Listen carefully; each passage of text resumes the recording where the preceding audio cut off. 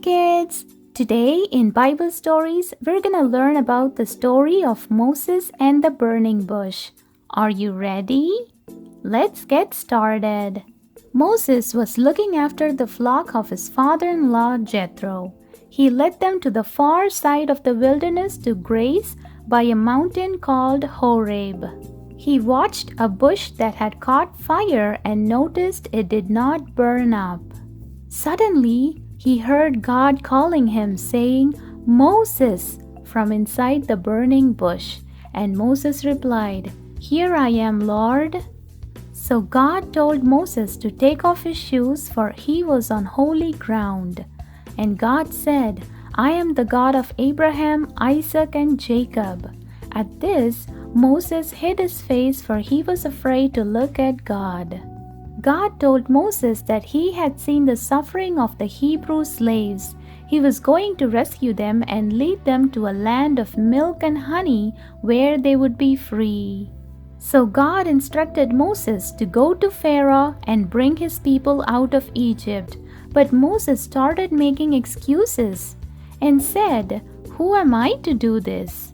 But God promised to be with Moses. He also promised that he would make a way for the Hebrews to come and worship him on this mountain. And Moses asked, "But if I go to the Hebrew leaders, who shall I say sent me?" And God said, "Tell them, I am who I am has sent you. I am the God of Abraham, Isaac, and Jacob, and my name is forever." So God instructed Moses to go to the leaders of Israel with the message God was going to rescue them from slavery and lead them to the land he had promised. Moses and the leaders were then to tell Pharaoh to let the Hebrews go and worship the Lord God in the wilderness. But Moses still kept making excuses. He said, "But what if they won't listen to me?" And God asked Moses what he held in his hand.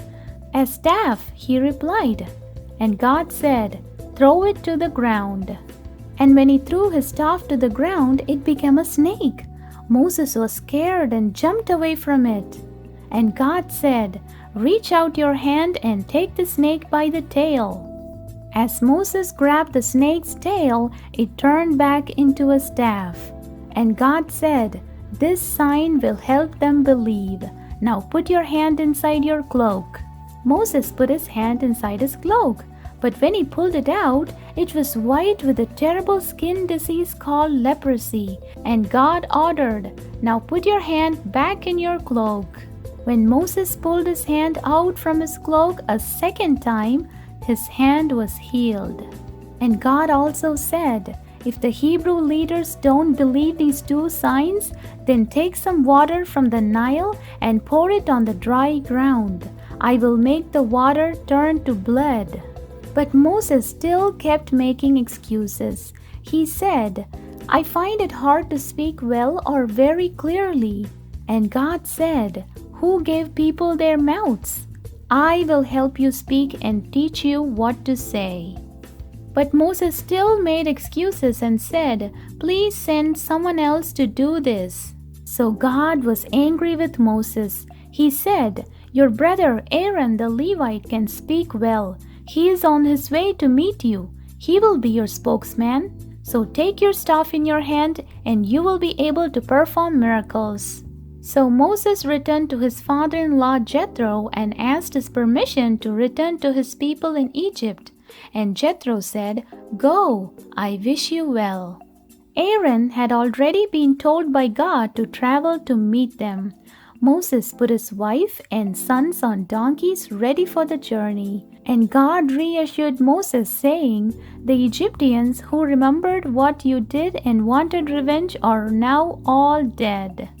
So the two brothers met up at Mount Horeb, the mountain of God, and welcomed each other. Moses shared with Aaron all that God had told him.